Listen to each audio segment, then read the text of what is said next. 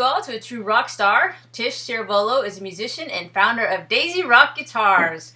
She learned guitar from her best friend Barbara and was on tour with the band by the age of 16, which is pretty cool. She later picked up her degree in journalism and business and continued her music career playing bass guitar in LA. Tish had a dream to level the playing field for women in the music industry and set out on a mission to see that every girl who wants to play guitar is welcomed and inspired to do so. Again, very cool. In the year 2000, Tish used her passion for helping young girls by founding Daisy Rock Guitars. You've probably seen a Daisy Rock guitar. I know that I have, and one of my favorites is the Rebel Rocket Supernova. I love that one. I love the style of the colors that it comes in. And they are beautiful instruments. They look so fun, and they make me want to play guitar, except that I'm a drummer, so that doesn't really work out. But if I were a guitar player, those would be the ones I would go for. So Tish, I heard you were inspired by your daughter to create this company. How did that come about?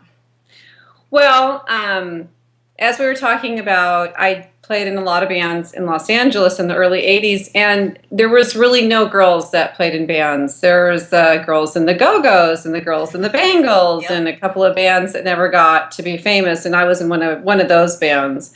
But I dealt with a lot of discrimination. So every time, like the very first bass I got, we went to the local guitar store, and between the guy that was there with me, that was my boyfriend, and the guy behind the counter, they both decided what bass I should want to play, because girls did not come into music stores, and they really didn't know how to handle it. It was such a guy's world, and then when we would go, my band Lipstick, we would go and we would sound check at, a club when we were supposed to get ready to play. The sound guy wouldn't want to sound check us because we were girls. And I mean, the first time you think it's funny, and about the 10th time you go, well, this is ridiculous. Yep. And it felt so wrong. So because I'd had these experiences as a female, my daughter, one day when she was doing a drawing, she did a drawing of a daisy. You know how little girls draw daisies and clouds? And Yep. she's about a year and a half, and I was pregnant with my second daughter. And she drew out this daisy, and I looked at it, and I thought, oh, wow, look at this. And so I drew a neck on it and a headstock in the shape of a leaf. And I thought, well, we should make guitars for girls, because if it got more girls to be inspired to learn how to play, then more girls would play, then we would have more guitars in the stores, and we could kind of change. And I just kind of wanted to change the way society looked at it, because always with moms, it's always, if she plays guitar, she comes from a bad family, or she comes from the wrong side of the tracks. And I grew up in the 70s, and it was very much like that. You were like from a broken home or had a drug problem if you were in a band. It was never, cheerleader or, So I really wanted to, with this idea of this drawing with my daughter and my husband and I, my husband's president of Schecter Guitars, and at that time he had just started that job. And so he was like saying, well, what's a girl guitar? And I said, well, with all the problems I had with it being too heavy, and then there's really nothing fun about guitars, brown and beige, and, nothing was inspiring. So we decided to create the first girl guitar, which was a slim neck profile, lighter in weight. And then, of course, in the beginning, we did all the really fun stuff, like the flowers and the daisies and the hearts and the stars. And last year, this last NAMM, we just launched the Ladybug. Yes, and I saw that those guitars are specifically designed for that 6-year-old girl out there to see something like that and think, oh, I can play guitar. That's the whole idea behind it. Besides, there's a whole ergonomically correct concept behind it, too. But just to get more girls to see it and go, why can't I do that? And then to have every mom go, well, my daughter can play flute, or she can play violin, or she can play guitar, or, just to try to change society's concept, like, let's just move it this way on this side and say, yeah, girls should play guitar just like a guy should. Yes, absolutely. You hit the nail on the head, and I can totally relate being a drummer, walking into the music store, and them looking at me like, what are you here for?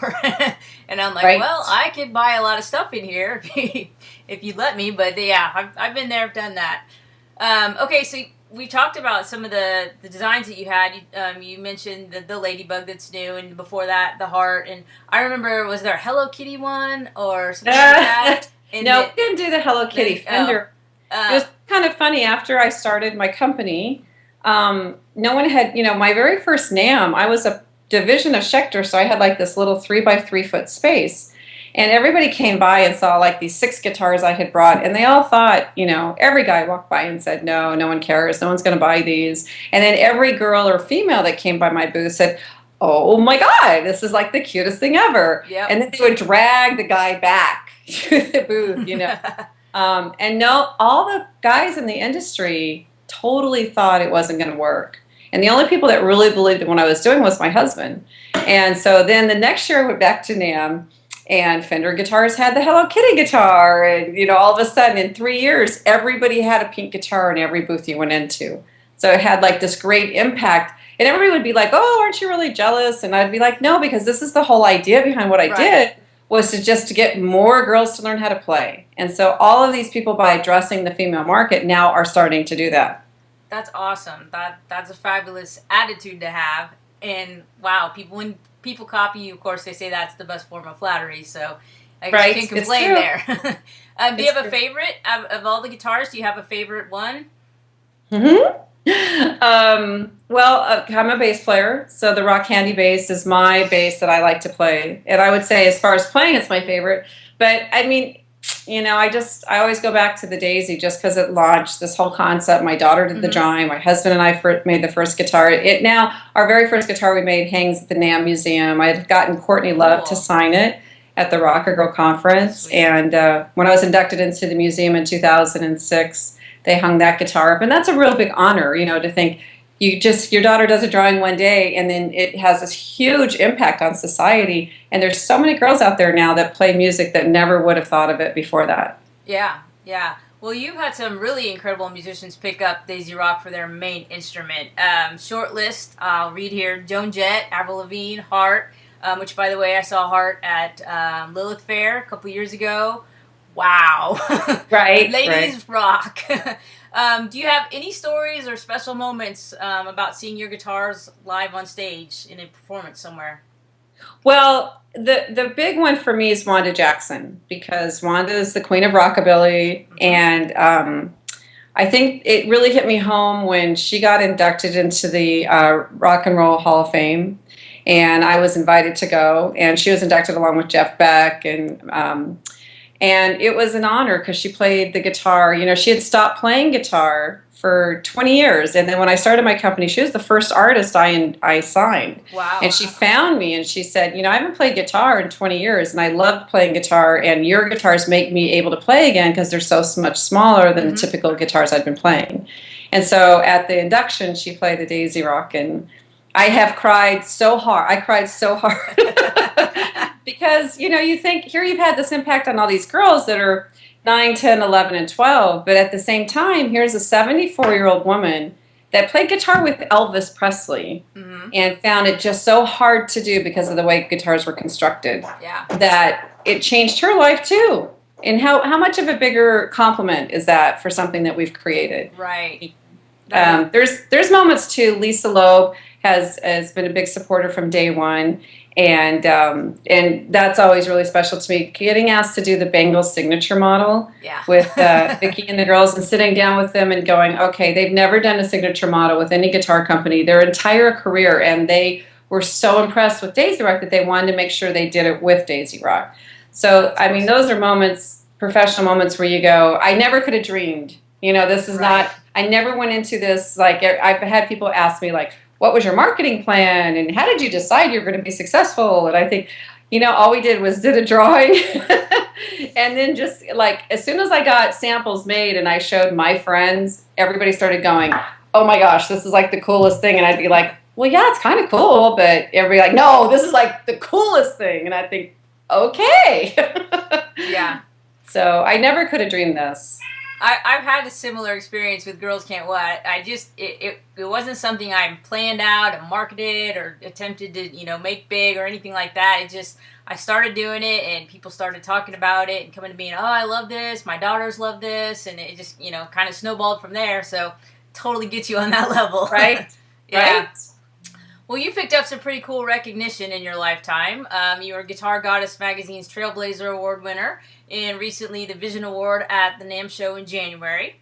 Right. And Daisy Rock's been included in the Musical Instrument Museum, and you were inducted in the Museum of Making Music, which is all very cool stuff. Could you tell us a little more about? I knew you kind of delved into the passion and purpose behind your business, of obviously making or getting girls interested in playing guitar. So I'm going to kind of skip ahead on my questions here. If you could speak to the young girls who are just starting to learn to play, what is the most important thing you could tell them? It's just perseverance. Guitar playing to me is like riding a bicycle. Kind of like once you know how to do it, you know how to do it. There's no, oh, you forgot. And it's just that learning curve with anything you have in life. It's learning how to do it. But once you do it, you got it. It's just how much time you spend at it is going to say how much of an expertise you are. And then kind of finding your niche. Some of our best players are 12, 13, 14-year-old girls that play 3 chords, but they write great punk rock songs. Right. And I love that. And I also love the 10-year-old girl that can sit down and play Stairway to Heaven note for note and sing it note perfect that I've had walk in my office before. So, there's people like that walk into your office and you go, okay, so that talent, I have no idea where that comes from. That's off the hook, But then you have your very Joan Jett, Dolly Rots inspired young girl bands that are really going to change everything. The Savants are awesome and it's really great. And there's the Sheryl Crows out there and the Bonnie Raitt's, and you've got your Nancy Wilson style players. And obviously Vicky from the Bangles, she's an awesome songwriter. Yeah. So then there's that whole other side to it of teaching these young girls, now that you can play 3 chords, what's your song's going to be? But I see, because I'm kind of on the forefront of seeing all these girl bands happening, I see like the new Go-Go's that's coming out, and the Muffs and the Veruca Salts and the Elasticas, and there's a huge movement of that. And so I get really excited by just having these young girls that come in our offices, and I get like, wow, it's so much more than it's ever been. I can't wait to see the next 10 years. I really think the next 10 years you're going to see such a change in how many more girl bands there are as opposed to how many guy bands. Yeah, I was going to ask you about that. So do you think it's easier these days for girl bands to get recognition and get out there and be treated a little more fairly than in the past? Well, totally. I think that there's more of a community and more of a support system. I think that it's still a hard sell in a lot of areas. I think that it's still a boys' club, and so until there's as many producers and as many girls running record labels and as many when there's more female dominance in all areas is kind of when I think that'll stop. But today there's more girls in the music business than there ever has been. And there's more guitar players and bass players and drummers than there ever has been. Right. So it's in the right direction. It's all going in the right direction for me. Yeah, I would agree with that. Yeah, actually the musician designs on my site are some of the most popular, especially the drummer and the bass player, which I have the bass player on today. But so that really picked up, and I could see that that's definitely something, and my kids, I have a daughter who is 13. She plays bass and acoustic guitar. She also plays flute and alto saxophone. We have a band concert tonight. And then my other daughter is fabulous on the keyboard. I couldn't play piano like that to save my life, and I went to school for music. But she sits down at 16 and she writes beautiful songs and makes she writes the music, writes the lyrics. She's an incredible singer.